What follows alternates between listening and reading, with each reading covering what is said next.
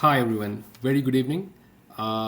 Today, we are going to have a very interesting conversation with an inspirational person whom I met in Canada after I moved in as a student.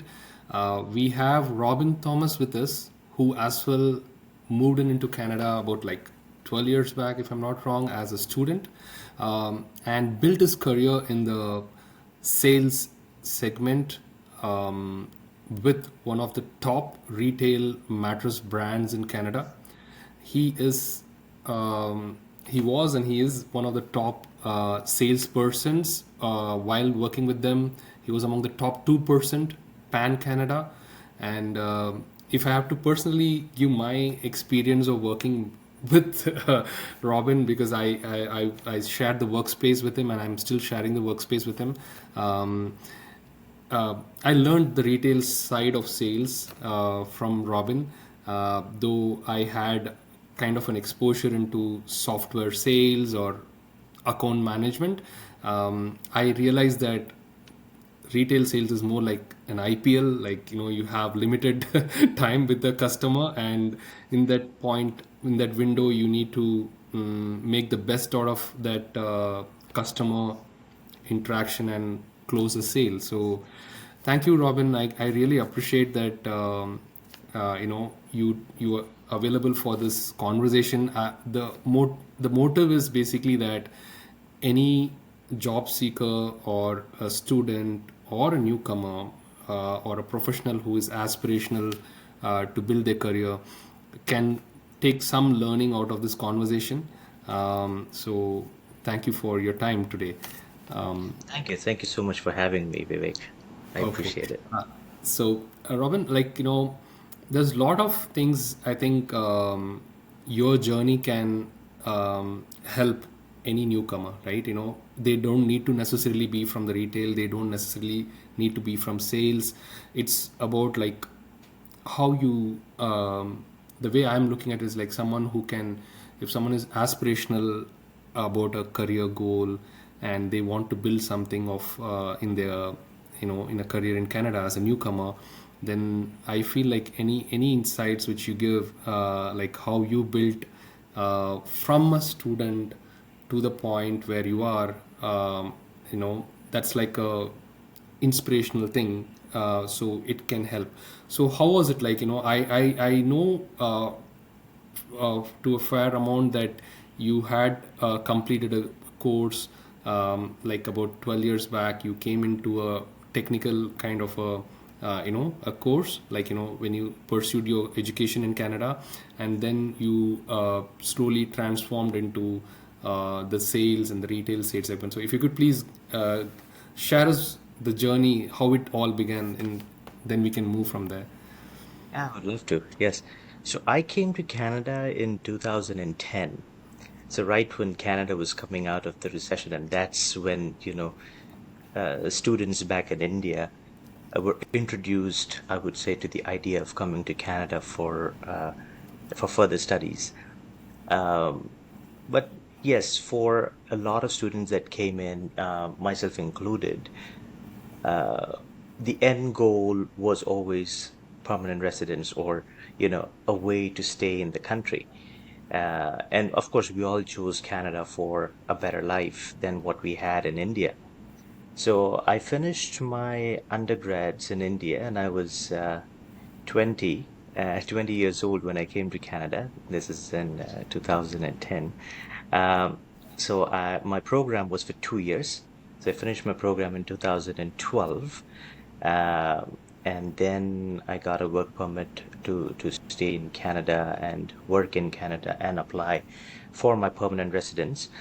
So I started off on the retail side of things right when I was in school. So a friend of mine referred me to this job, and I believe that's a big part um, of getting a job in Canada, no matter how qualified or how less qualified you are, is referrals, right? It's more important to get your foot in the door, and once you're in, you try to get better at that job.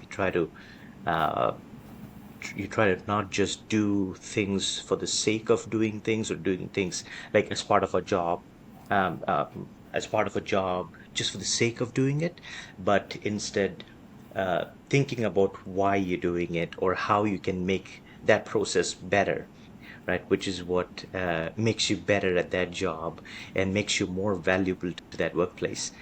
Um, so yeah, I was on the retail side of things, and I enjoyed it. In all fairness, I enjoyed it. My introduction to one of the best mattress retailers in Canada, or one of the biggest, I would say, mattress retailers in Canada, was through a friend of mine. So that's also through a referral. And this friend of mine happens to be a very, very close friend of mine. I don't know if he'd be okay with me naming him, but he's also somebody that I work with right now. I went to school with him. So we stayed together and we were in constant touch. We used to do part-time gigs while we were pursuing our degree at Humber here. So he referred me to this leading mattress retailer, and that was my introduction to a fully commissioned environment, which was nervous. I would say I was very nervous when it started. Uh, but yeah, I made the leap. It was not an easy leap to make because I was making a salary before I joined this retailer, and I had to switch into something that was fully commission based. But I was told that if I am half decent at what I do, or if I would be half decent at this job, I would make more money as a 100% commission seller than a salaried employee, right? So it was a leap of faith, I would say. But once I got in, the training was good, and I would like to believe I did well. So I was always in the top 2 to 5% Canada wide. So my performance was good. So I did well there, and then I progressed from there. Now my friends and I we have our own mattress retail company. So we are based in southwestern Ontario. We are based in Kitchener, Waterloo, and Cambridge, where we have three stores in each of these cities, a store each in each of these cities, and we have moved to running the business from working for an organization. So I would say the journey was very exciting, has been very exciting thus far. It was difficult. It was tough when I started off as a student. Plus, as I said, I was 20 when I came into the country, so I had all the immaturities of a regular 20-year-old. So I made a lot of mistakes, learned from a lot of mistakes. So I'm grateful. I'm blessed, I would say, for all the lessons I got and for all the paths that I went through, which helped me get to where I am today. And I want to progress. I want to go much further.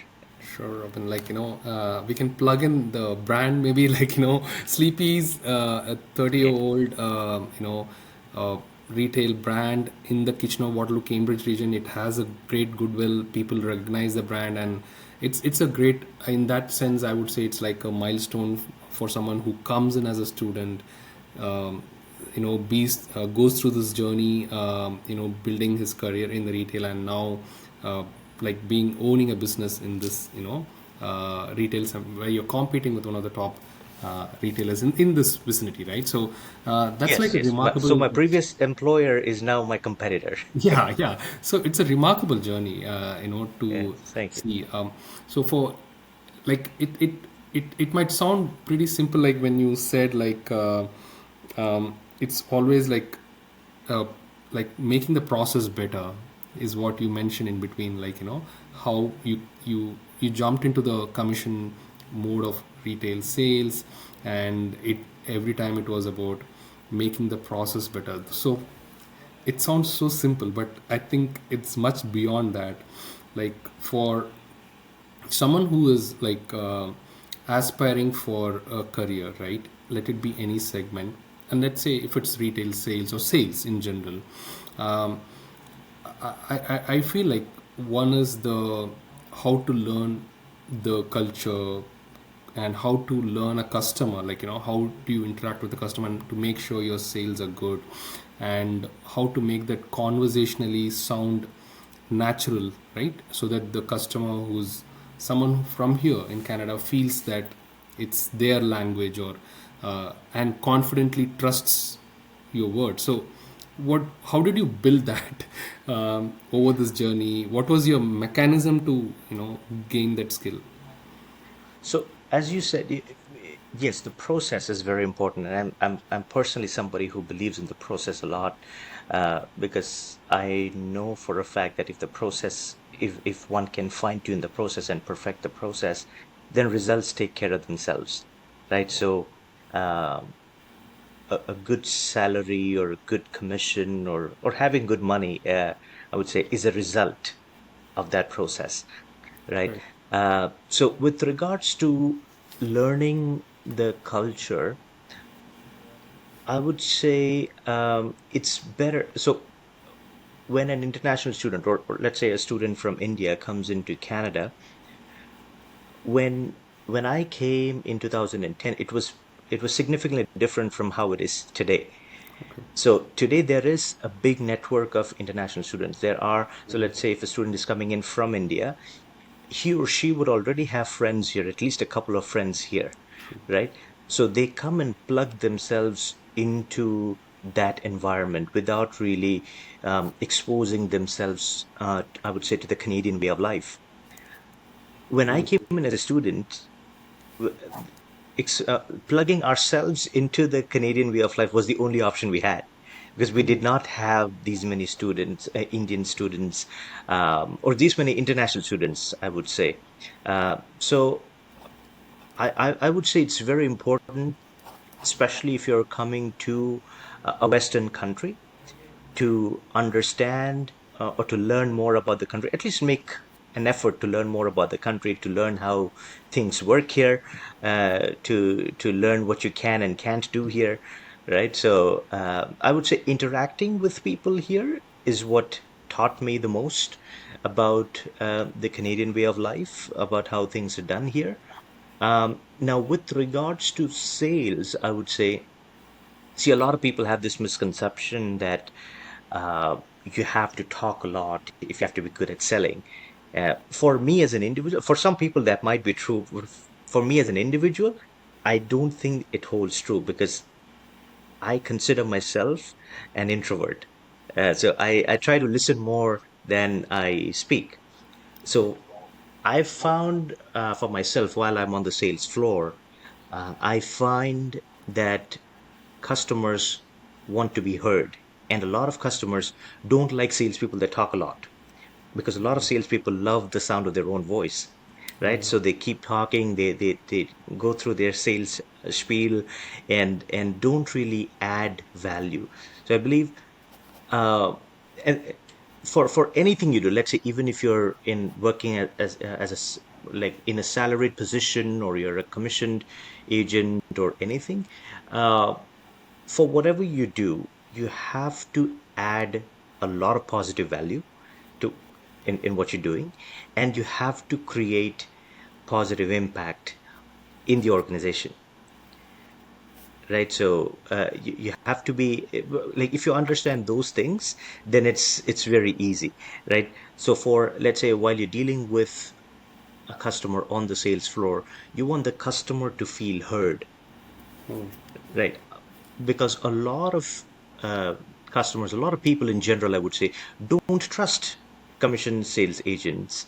And the reason is they've had bad experiences before, where they're interacting with a commission sales agent, and whatever the seller is pitching or suggesting is completely driven to how much commission he or she would make. Got it. Yeah. Right. So when you flip that around and you make it all about the customer, and you try to add value, positive value to the customer's life, like when I'm dealing with a customer in my industry, I genuinely try to explore every avenue to make sure that my customer sleeps better, because they are in my store for a better sleep. So instead of selling them a mattress, I try to sell them better sleep. So, because there are a lot of, if you see, there are a lot of mom and pop stores, a lot of branded stores that sell mattresses.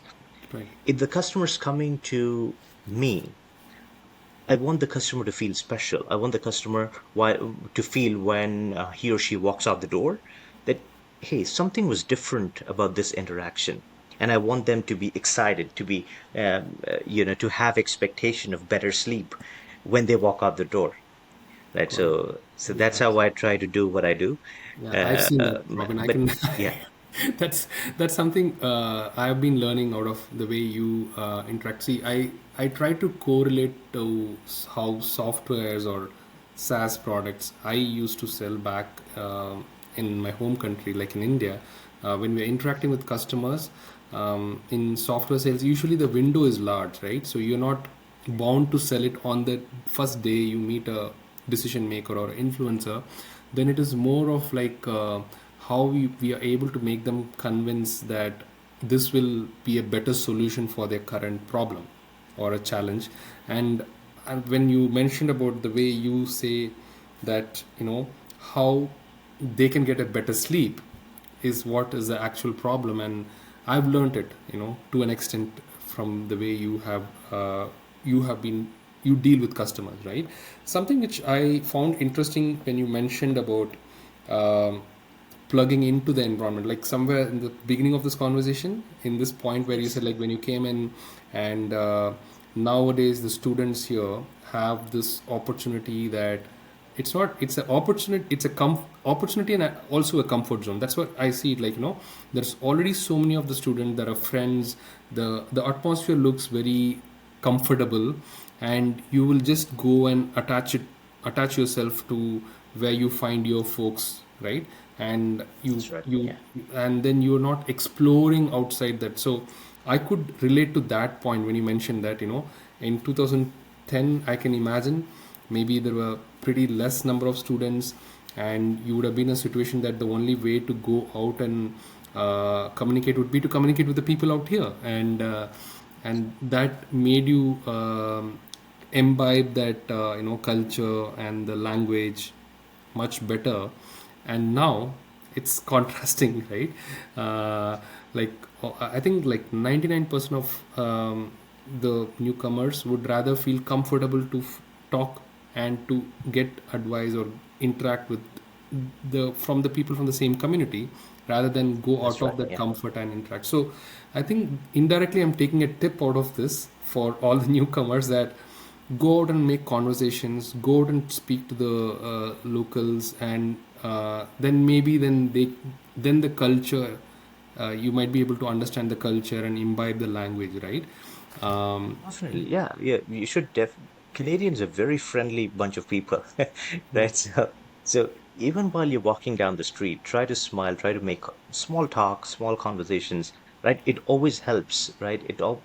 I believe for a newcomer that comes in from India, it always helps um, that person with regards to building up his or her confidence a little bit, because that goes a long way, right? And nowadays, we don't see that happen a lot because the number of students have gone up significantly. So they come and usually they are within the same friend circle, right? So they would rarely have a friend that's local. They would rarely hang out with somebody that's local. They would rarely, go for a movie, go for food, go to a restaurant, go to eat out with somebody who's a local. No, that doesn't happen, True. right? And that also, I would say, because that doesn't happen, it also robs international students of the opportunity to learn more about how Canada works, right? To learn things, because what tends to happen is, let's say if a student comes in from India and has a friend circle of, let's say, 20, 10 to 20 people who are all from India, maybe from the same province or State, state in yeah, India, province, yeah. right? So when that happens, that's all what you're exposed to, right? You don't really feel the need to go out and learn anything else. To even, and it's sad that even when you see these students go out in groups, let's say if they're traveling from Toronto to Montreal or anywhere in Canada, they usually go out in their own group, So they go out, they travel together in the group, they stay there with the same group, and they come back with the same group, right? So There's it's like very little you're interaction. limiting the opportunity to explore or understand the other side of the culture, right? Like where we Right, want that's to right. build a career, right? So tomorrow in an office Yes. space, if you want to work with another like couple of folks who are multicultural, like who might be natives from here, then I think Hmm. that's the opportunity to know what That's right. works and what doesn't work. And something which when I learned out of, I'm just trying to bring this topic out of this conversation is, you mentioned that it's about just, even if you're passing someone when you're walking on the road, and you can just say hi and greet them, and you said like they're kind. I do agree, like they're sweet, they're kind, they're open for conversations. So what might end up is like we might learn maybe the most basic thing, and that builds confidence.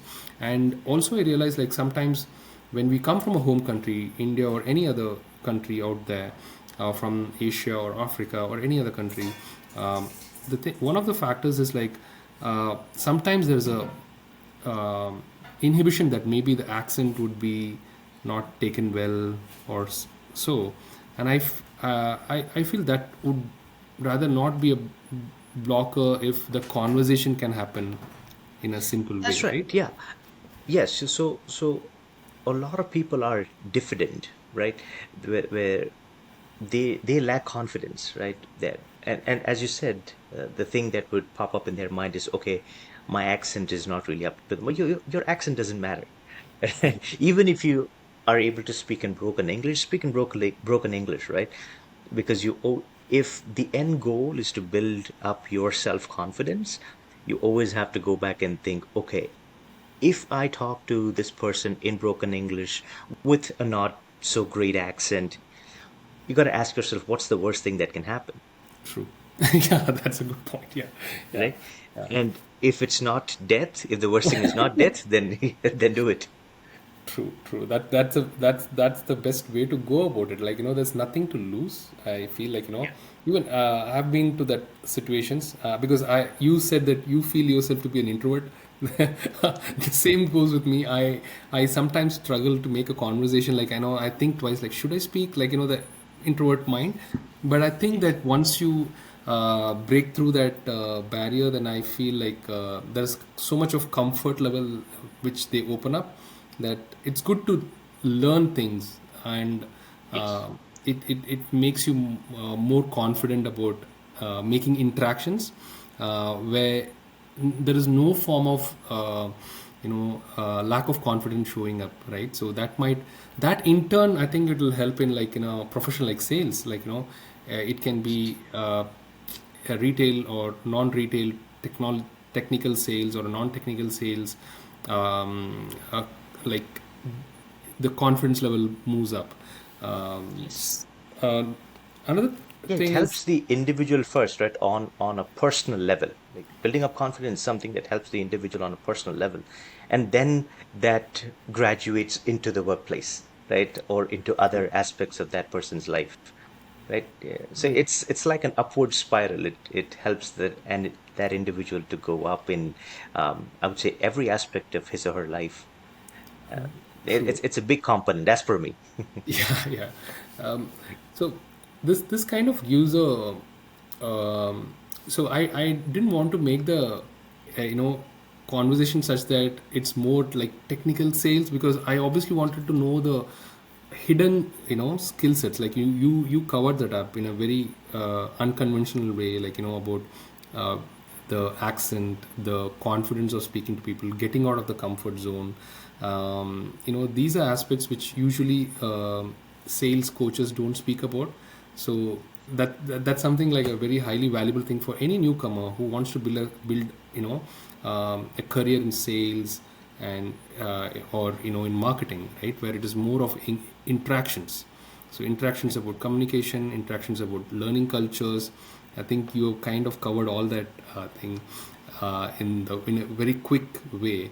Now, something which I wanted to also know from you, and is that for any newcomer, right? As a student, you came when you were 20s, and you did mention that you made mistakes and you learned out of all that. Yes. There are a lot of students who come somewhere in and around that age group who are coming within the 24, 25 age, right? So, um, what is that you think is a very key aspect they should be knowing at this point of time when they are trying to build a career in Canada? Um, So I would say when you come in as a student, no matter what age group you come in as a student as, uh, you have to be very clear about what your end goal is. So you have to ask yourself whether your end goal is staying in the country or whether your end goal is just getting the education here and getting out of the country. So if the goal is staying in the country, uh, and I'm saying this because day in and day out, you see a lot of people that come in as students after they're done school. They tend to focus on what's called their field job, right? Because they want to do, okay, this is what I went to school for, this is what I'm going to do um, for work. If your goal is staying in the country, I would recommend you should explore each and every legal and ethical measure to stay in the country, to get your permanent residence, get your citizenship, and stay in the country.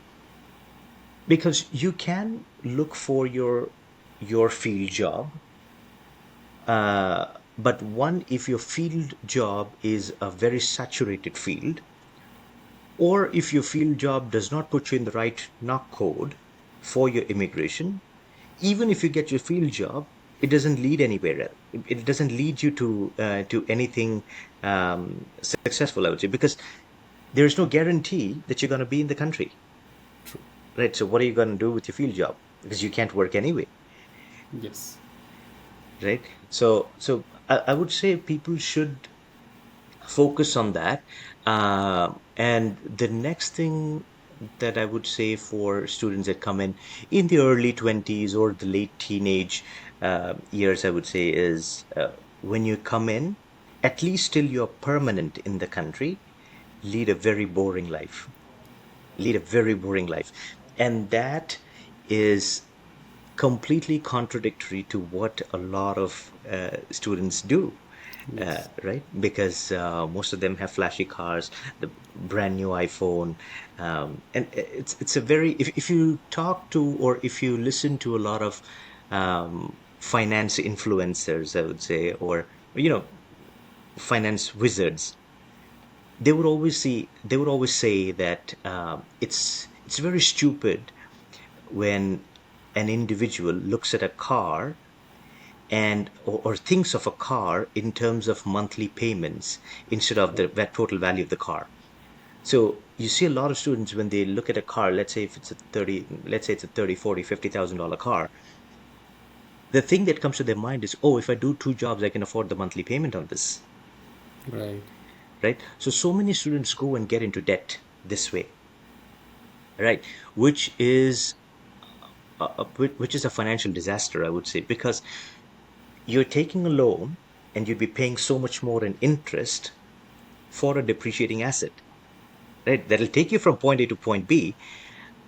I would say for a student that comes in after he or she works for a year or two after school, get a reliable car, but don't get an expensive car. Get something for $10,000, $15,000, and make do with it at least till you're permanent in the country, Right.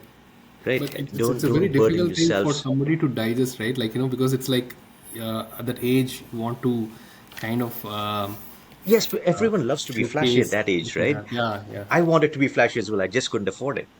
Right. Right? No, Right. no, this is But like but you see a wise lot of advice. It's something yeah, which if people can really think over, because when they hear it upfront, like, if yeah, somebody says this, it'll be like, oh, uh, that's a boring advice, or it's like what my dad told me kind. But it yeah, makes a lot of sense. I somewhere feel like, someone who's coming in here and trying to build a fresh, a whole career, and wants to scale it up, uh, about being frugal. It's kind of like you're saying, like in the beginning, just keep everything like frugal. All this stuff would not make any, sense, Yeah, isn't yeah, it? at least That's for 3 4 years, because once you come into the country, I would say the first year or two you'd be studying, and then about a year or two you want to work. You want to, for the first 3 or 4 years that you're in Canada, keep your head down, go to work, live a boring life, and try to save up as much as you can, right? Or invest your money, because it's a problem of mindset, right? Because people look at a 40,000 or $50,000 car and they think, oh, I can afford the monthly payment on this. But as you know by now already, that Canada is a land of certifications, right? Nobody would pay $1,000 for any kind of certification, right? Right? No, nobody wants to do that.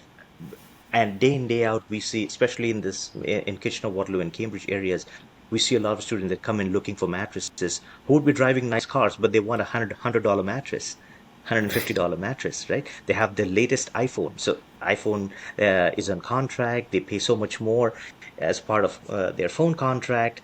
So all of those things, I believe, should be avoided while you're on study permit or while you're on work permit. You do it after you get your permanent residence, right? Because you're also digging a big financial hole for yourself when you do that, true, true. right? So, You're it's never like, going to come out of that car payment.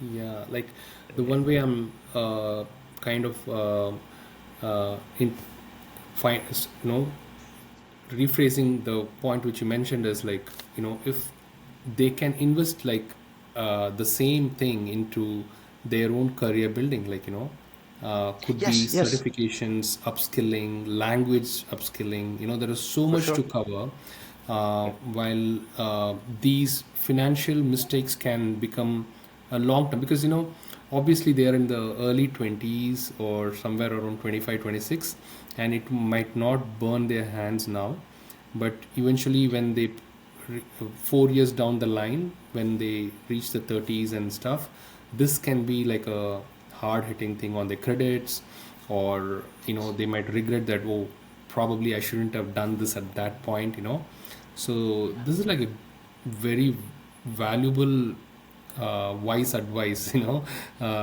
what to avoid at this point of time. Yes, yes, yeah. Especially those things, I would say, um, students should avoid. Yeah, you won't look flashy, you won't look cool, uh, but again, the people that you look cool to are not going to come pay your bills for you, right? Right. So for the first couple of years, be boring, and I would say if you like you see a lot of people, we see a lot of people that buy like the most expensive clothes, and they're students, right? They have one or two jobs and they pay very little in rent, don't eat good food, but they have a nice car, nice phone, and super branded clothes, right? I listened to this one guy. He's an African American gentleman. His the name of his YouTube channel is Wall Street Wall Street Trapper. I believe that's what it is. Okay. And he said something that was very interesting. And he's like, if you like something, don't buy it, but own it. Right? So everyone knows that true freedom lies in, you know, having something of your own, right? So let's say if you want an iPhone and you see an iPhone is doing well, sorry, the Apple is doing well globally, instead of buying an iPhone, buy Apple shares, buy Apple stock. And that option is available for everybody. Um, there are equity or trading platforms in Canada which are free. Like Wealth Simple is free. You can buy for students that have been here, I would say in the last 4 or 5 years, and have paid $500 $600 every month for car payments, or $100 $200 for phone payments or whatever. If you would have put half of that money in, index funds, you don't have to know what company is doing well or whatever. You put it in index funds, which is the cumulative of the top, I would say the S&P 500 companies. You would have made so much money in the last 3 to 4 years, in the last 5 years. You would have made so much money. right? But Mm. it's we like to, for lack of better term, we like to show off, right? Right? Yeah. It's very difficult to get out of that kind of that Yes, psychological trap where you yes, want to. There is one point where you are trying to probably satisfy others to whom you want to yes, show that you are progressing, and also you want your own ego to feel, boosted that you have that's right. made some progress. But eventually, the way I am trying to understand what you're sharing is that these are like maybe superficial and could be not like a real kind of a growth or investment. That's This right. makes So total sense to me in that way. Like yeah, when you I'm not mentioned against having a good car because I drive a decent car. I'm not against having a good car, but when you look at a car, look at whether you can outrightly buy it. Don't look at whether you can just afford the payment. right. If you look at 40, $50,000 and in your mind you're like, oh my God, I cannot do that. But if you think, oh, you know what, I'm comfortable with making $500, $600 payments for that. Yes, it's possible to do that, but you are putting yourself in a hole for it, right? Right. So a lot of young adults or students that come in don't realize what they're getting into when they're getting into a lot of these loans, right? It's for a lot of people they never come out of it, and they have to borrow money from somewhere else, when they have to buy a house or do all of these things, right, to close this car loan. It's a never ending saga. Yeah. Right, loan. So for students or for new immigrants, I would say, yeah, don't get into it at least till you have something saved up and you can buy something outright for car, for a phone, even for the phone, well, for that matter. Have I would say it's advisable to have your own phone. It may not be the latest iPhone or whatever, but have your own phone and just buy the plan, right? Because you could be paying $30 a month Right. instead of $100 a month, right? Why pay that extra 70 just because you want to look good in front of? Because end of the day, those companies, let's say Apple, for instance, want you to feel that way, Yeah. right? They're selling that And fact that you will look cooler and 100%, 100%. And if I'm a value investor, if I have invested in Apple shares, I'm happy when others display that behavior. true. Right? Yeah. So this Wall Street trapper guy that I was talking about, uh, he's like, okay, if you like Louis Vuitton, don't if, let's say you want a Louis Vuitton shirt or purse or jeans or whatever, and it costs $500. Spend $500 for that thing and also put $500 in Louis Vuitton stock, right? And then see which one grows in a year or two, Yeah. right? So Okay. he spends, money at McDonald's every single day, but he's like, I'm spending $10 in McDonald's. I'm also buying McDonald's stock every single day, right? And with a lot of these stocks, it's not that, you have to buy, let's say if McDonald's stock is $300 and you don't have $300 to go like one shot. A lot of these shares also allow fractional trading, or instead of buying individual stocks, as I said, you can go to index funds, right? And your money could grow significantly more if you do that instead of putting it in cars or putting it in depreciating assets, I would say. this Yeah. this whole topic, Robin, like the index fund and investment centric thing itself, I would want to have a second conversation maybe, because there's lots I think they can Yes. learn, because the way I'm seeing is like the current job market per se in Canada, where there's a less of supply and more of demand, that there are more job seekers, more newcomers, more students, and in this climate, if you're not the making the right financial decisions, and there are like leakages in such ways where you're taking loans, or you're going to pay heavy installments and EMIs for mobiles and things, which might kind of now satisfy all the sweat, all the sweating. Like, you're working hard, so you want to make yourself feel, good, like incentivize yourself. But I think eventually it'll be like a burnout, or it'll leak out all the hard work. So Yes. that's I'm I'm trying to put this as, like, maybe the newcomers and students should um, invest well, invest in Yeah. skills, invest Especially in when you have finance. those options available, invest in yourself or invest your money in something that grows or in an appreciating asset, right? Yeah, put your money somewhere that it's going to grow, right? Yes. And another thing that you see a lot of people struggle with is credit, because they don't understand how credit scores work here, right? So that's also something, like, the sooner you learn it after coming to Canada, the better it is.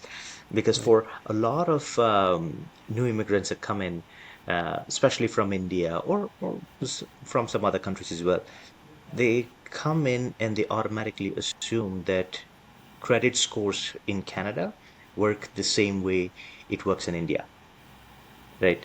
And it does not, right? Now I'm somebody who has not worked in India ever, because I came here when I was 20. Uh, but the concept of CIBIL scores and all of these things came after I came to Canada.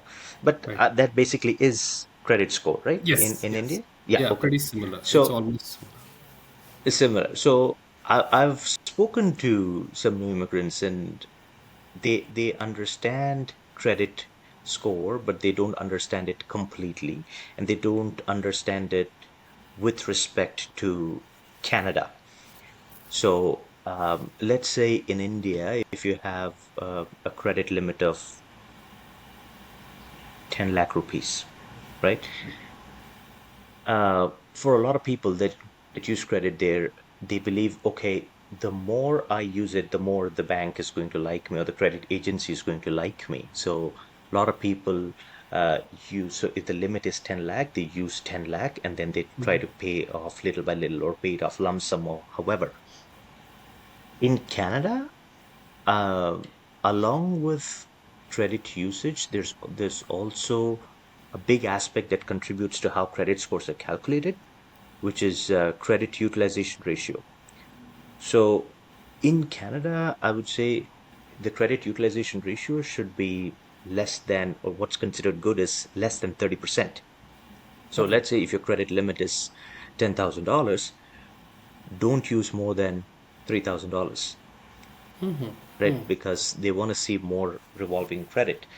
So if you use more than 30% of your credit limit, then the lenders don't look at you with a lot of favor, because they think you're in a financial distress. They think you're not able to Right. manage your debt well, right? So if you need to use it, for a lot of students that come in, they start off with low credit limits. So let's say if it's $1,000, don't use more than $300 on your credit card.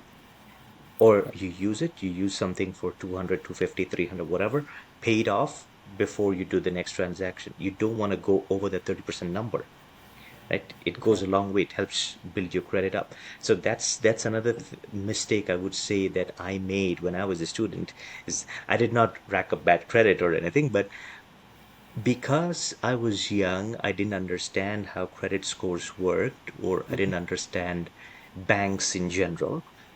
I did not have a credit card for the first 3 years of my stay here in Canada.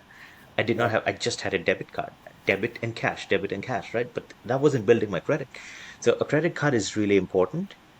But more than a credit card being important, I would say what's more important than that is how you use it.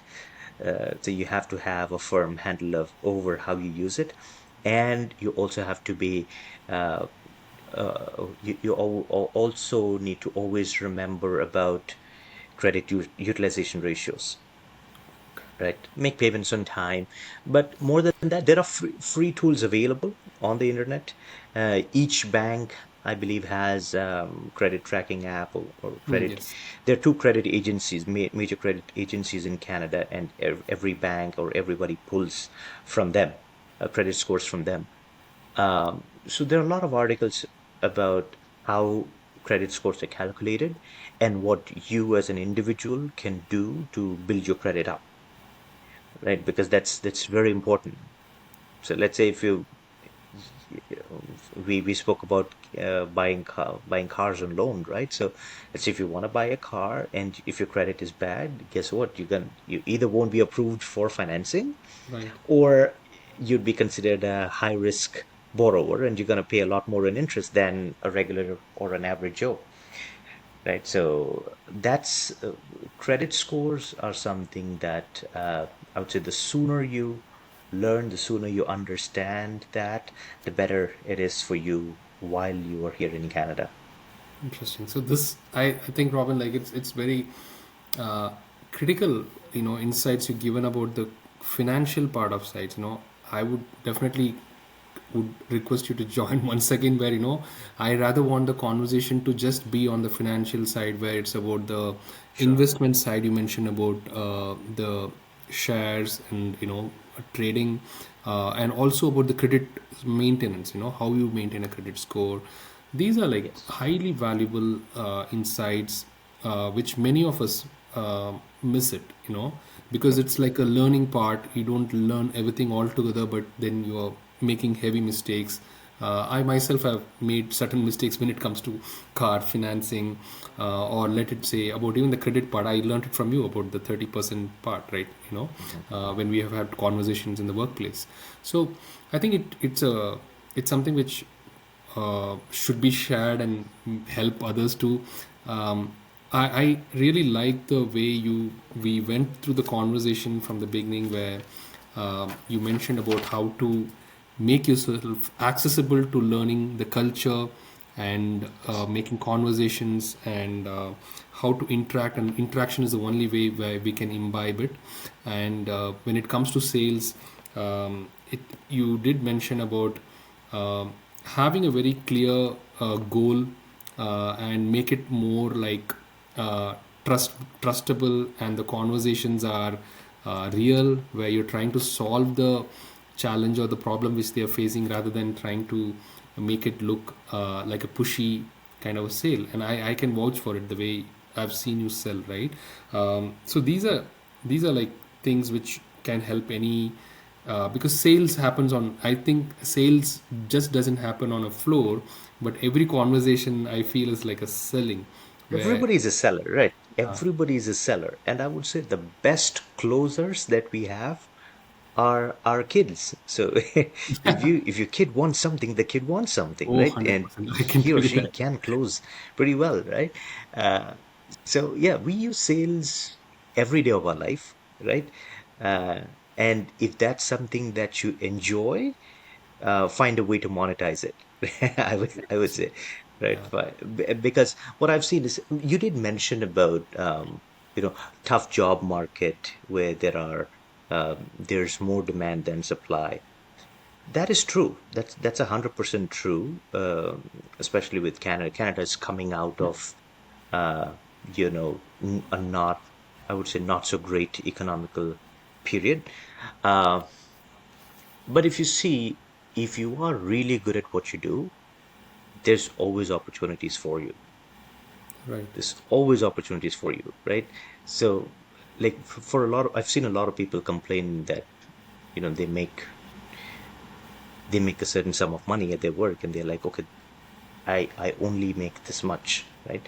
But if you look at it, that organization is paying that individual that much, and for somebody else in that same organization that's adding a lot more value to that organization, he or she is way better paid, right? So as an individual, you should look at how you can add more value to the organization that you work at, and your pay goes up. Right. That makes sense. Like, especially in sales, I feel like it's like a proportional, output of what you are offering to the business, right? So Definitely, definitely. I And think sales, not just sales. I think it's again, it any happens organization. on the floor, Sales happens on the floor, but more than sales happening on the floor, I would say sales happens in the mind. First, sales is a mindset, and you have to win that mental game before you win the game with customers, right? And it's not, a lot of people think selling is, you have to be very good at convincing people to buy. A good seller does not need to do that. You have to persuade people to follow through on why they came to the store. Like in my example, I would say, if a customer is in our store looking at a mattress, uh, it doesn't matter what brought the customer in. I like to believe that the customer is not sleeping well, and the customer is here for better sleep. So I would do justice to my job if I explore every avenue there is to make that customer's sleep better, right? The customer should see that I am, putting value or adding value to his or her life. And when the customer sees that, okay, this product is going to add, this much value in my life, I don't mind paying this much, right? So if it, so you, the money you make is always proportional to the value you add somewhere, Got right? it. So Yeah. when a customer comes in, I want to add the most amount of value that I can in his or her life, right? And then I know if that customer is understanding of the fact that, okay, this is going to make my life better, you'd be surprised at how much money people are willing to spend on products or on things that they genuinely believe is going to make their life better. Yeah, like that's pretty interesting. Like building values. Like that's how Yes. I'm trying to you know conceive the thought which you just mentioned. Like if you're able to build value, then the proportional value gets built for Money is yourself. a result, right? Because you do what you do for money, right? When you're working for that pay. You're working for money. So if you want to make more money, you have to add more value for the organization, and that results in more money for you. If that Yes. doesn't result in more money for you, leave and find somewhere that offers you more value, right? And as you said, while conditions are tough, you see a lot of people. You come across um, a lot of people that are in the market for jobs. But if you see, a good 90% of them would be very much uncomfortable at the idea of going for a commissioned position, fully commissioned position, Right. because everybody wants that salary, Yeah, right? comfort. Yeah. Comfort, yeah. But the fact of the matter is, if you're half decent at what you do, you're gonna make more money in commissions than you would ever make in salaries, Right. right? So for somebody that's in the job market right now and is struggling to find jobs, I would highly encourage, seek out opportunities where it's a commission-based position. The competition there is less, right? Makes sense. Because a Yeah. lot of people are scared of it. True. The competition there is less. The most important thing that I've found in the Canadian job market is getting your foot in the door. You have to get in first, right? Right. So get in first somehow, and then make yourself better. Yeah, yeah. This is a very interesting bit you mentioned about getting into a less competitive space, which is commissionable, Yeah. right? Many people don't go into that direction, and this is a good advice for any job seeker who finds that the market is kind of saturated and it is difficult to find a job. But because I see it like a plus point, there are a lot of plus points. Getting into this opportunity is first making your make a career break for anybody who's wanting a job, right, into the Canadian market. It will give you Yes. a real time exposure to having conversation with customers, Yes. and build confidence, build increase the convincing ability. And if, as you said, if even if you're half good as you are, right, Yeah. then the money, the value, if and you're able to add the value for an end customer, then I think the reflection, I mean the response would be the same. Like, they end up making equal amount of value for themselves, That's and right. make some So good when money. you're running your own business, or let's say if you're in a commissioned environment, you are deciding your value, right? When you're getting a salary, your employer is deciding your value, and somebody else is always going to value you less than how much you value yourself, Right. Yeah, right? that makes And sense. I'll be honest, for a lot of people that get into the commission environment, a good chunk of them fail. But if you don't try, you're never going to know if you're going to succeed or not. You're not giving yourself a shot if you don't try. True, true. Yeah. No, this is right advice for the at this juncture for anyone, Yeah. in this current Especially market. for because there are so many people in the market looking for jobs, and they don't have, I mean, they've tried day in, day out, they pound the pavement every single day. They apply on Indeed, LinkedIn, all of these sites every single day. And there's so many people that apply for hundreds of jobs every single day. But approach a commission-based environment. It can be retail sales, it can be um, real estate sales, it can be car sales, it can be Insurance. anything, Yes. insurance, or even let's say something like working in an Apple store where you get a good Yeah. chunk of your money through commissions, Right. right? I So think you lately have there are to be even this able to. finance related products like fintech apps and selling Yeah. some new fintech solutions, like which are replacing credit cards, where the where the remuneration is more on the commission, like how many customers are being added. So this it's all in the space which you mentioned, I think, like, which are in the pure commission based environments, right? Yes, yes, yes. Interesting, Robin. Like, I didn't want to stop you anywhere where you were adding all those insights out of the learnings, the experiences which you had, because I wanted it to just float as knowledge to anyone who is watching this.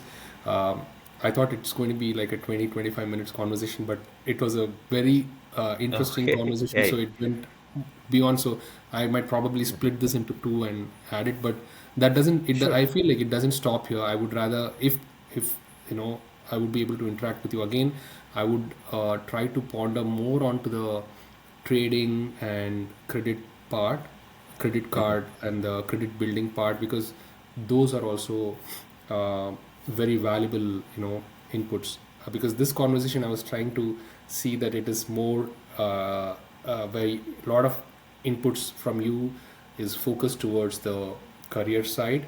Uh, so I hope I can get an opportunity to speak again. Thank you, Robin. Thank you for this. I hope Definitely, anybody who's definitely. watching this has taken will take a lot of insights of on how to build a career in sales, or how to get uh, amalgamated into the culture, or even on the finance part of things. Thanks again, once again, Robin. Thank you so much for the time. Thank you. Thank you so much, Vivek, for having me.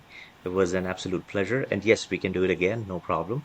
And I really want to appreciate what you are doing with this channel, because this is where, this is where the future lies. I would say attention. They always say, like I read it on on X or Twitter all the time, that attention is the new oil, where people are spending time, listening to Yes. interviews or podcasts, or they're spending. Attention is the new currency, right? So they're spending their attention, their focus, listening to these things. So I am very appreciative of the value that you're adding to recently graduated students in this like the school that you went to, and other people in your group, other people who are acquaintances of yours. uh, I really appreciate what you're doing, because end of the day, they don't get a lot of this knowledge, I would say, when they don't interact with people here, right? When they don't uh, understand things about how the job market works, how the money works, right? So yeah, no, I thank just you, hope thank you so that. much for having me. Thank you, Robin. Thanks to you. Like, I hope that these conversations, like, this is something which I missed when I came in. I hope that anybody who's watching this learns this and is able to imbibe these knowledge into their day to day life. Thanks again. Thank you. Thank you, Vivek.